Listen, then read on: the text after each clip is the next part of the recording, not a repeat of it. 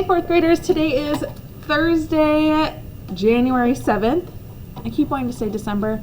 It's not. I'm filming this in December, but it's January now.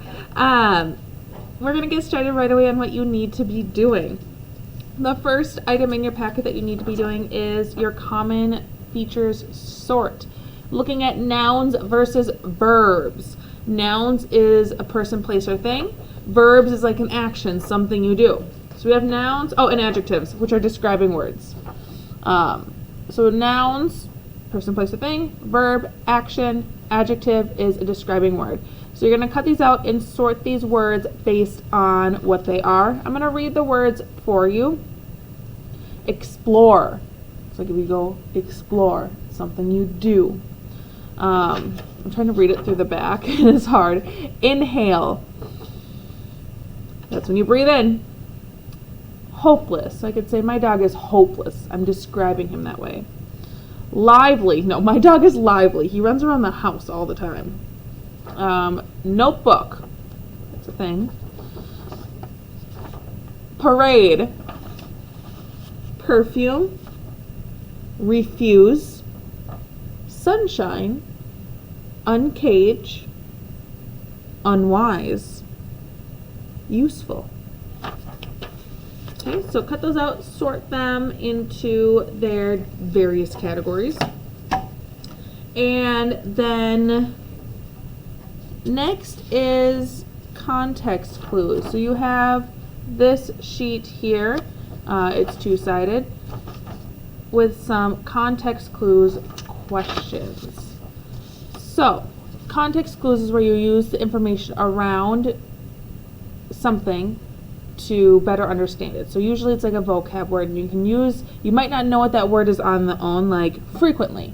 You might not know what that is on its own, but the words around it in the sentence will help you better understand what that word means, and then you can make your best guess or inference about what it means. So we're going to go through these. Some of these are going to be tricky, but you think about what the sentence says and what the story's about, and that's going to help you define these words. Okay? So get this one out, get a pencil. And here we go. Number 1. Look in these corner boxes. I don't know why there's 4s in these, but look at number 1 up in the corner. Lauren loves to read. She frequently spends her Saturday afternoons curled up with a book. What does the word frequently mean? Never, often, or sometimes. So think what frequently means. Number 2. Maria noticed that Mrs. Lynn's curtains were still closed. Maria thought that was peculiar because Miss Lynn always opened her curtains every morning. Peculiar. Do you think that means it's odd, good, or stupid? So, Maria thought that it was peculiar because her Miss Lynn always opened her curtains every morning. So she thought it was odd, she thought it was good, or she thought it was stupid. 3. You must never explore a cave by yourself. It is essential for you to go with at least one other person. Essential. It is essential for you to go with at least one other person. Not important, very important, or acceptable. 4. Mara worried that the kids at school would make fun of her new glasses. She did not want to be mocked just for having poor vision. Mocked. Do you think they'd be admired, teased, or hated for having poor vision? And she's wearing glasses.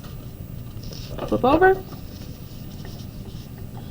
Number 5. Benjamin ate 3 pieces of cake and 2 scoops of ice cream. 1 hour later, his stomach felt queasy, and he decided to lie down for a while.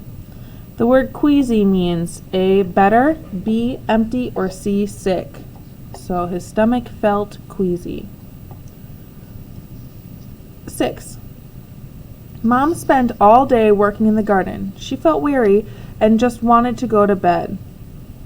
Weary, does that mean tired, sick, annoyed? She wanted to go to bed. So meaning she was tired, sick, or annoyed. 7. Alan was always bragging and showing off. His brother David, on the other hand, was a quiet and humble boy. The word humble means A, stupid, B, not annoying, or C, not prideful. And 8, no one lived in the old house. The paint was peeling and the yard was overgrown. It had been vacant for a long time. The word vacant means haunted, empty, or lonely. Once you're done with that, we are going to go on to hitting the slopes. Visit any ski resort around the world. You would definitely see a lot of skiers on the slopes. You would also see quite a few snowboarders. These two sports did not always share space so happily. It took a while for people to embrace snowboarding. Today, it is one of the most popular winter sports. Many people think that snowboarding is a recent sport. That is not true. There is evidence from the 1920s of people snowboarding. They used wood or boards from barrels. They would use horse reins or other types of tie. This would help keep the board attached to the feet. These early fans of the sport would ride through the snow. Many years later, others were inspired to try the same thing. In 1965, a picture was taken of a skier's unique idea. He had tied two skis together. He put a rope at the front to make it easy to steer. The skier called it Snurfer. He thought it was a snow surfboard. The idea took off. Snurfer. That's a good name. It spread more through the 1970s. More and more skiers were interested in the sport. It was hard to find a place to go and snowboard, however. Some resorts only allowed skiing. This began to change in the 1980s. Soon after, the rest of the world began to learn about the sport. It debuted at the Olympics in 1998. It continued to catch on with fans. The younger kids who first started to snowboard became quite good. There were contests. Legends began to emerge. These athletes were at the top of the sport. They were able to do amazing things. People were captivated. Today, snowboarding still remains popular. A lot of young kids try it. Older fans still hit the slopes too. Interesting. Turn to the questions. So our title is called Hitting the Slopes. Number 1, which prediction is most accurate based on the title of the text?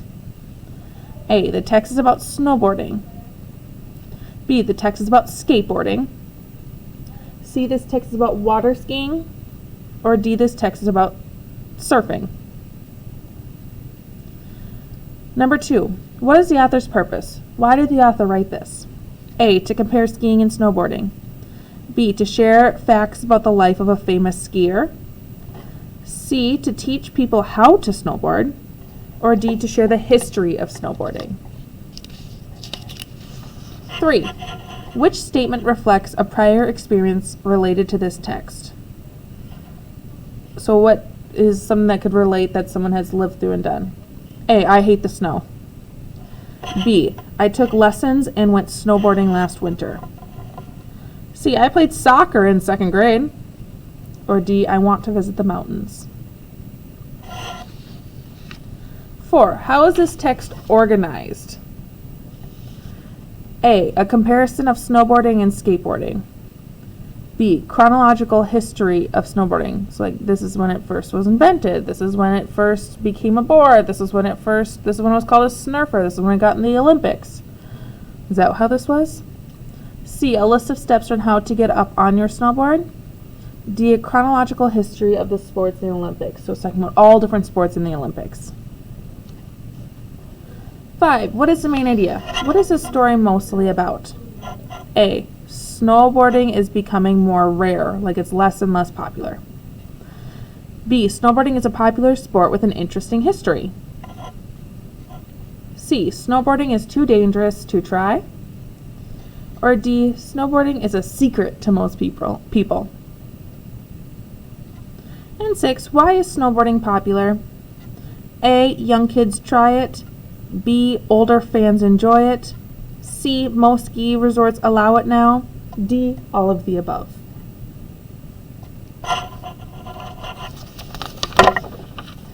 And our last page is the writing.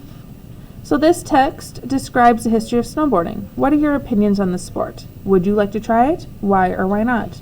So tell me about it. Would you want to try snowboarding? Would you not? Have you already tried snowboarding? I know me personally, I have not tried snowboarding. I think I would be terrible at it, but I would like to try it. So I would say I would like to try it. It looks like fun, but I'm a little scared. So you just need 2 sentences telling me what you think about snowboarding. Would you like to try it? Why or why not? And if you've already done it, tell me did you like it? Did you fall? Did it go well?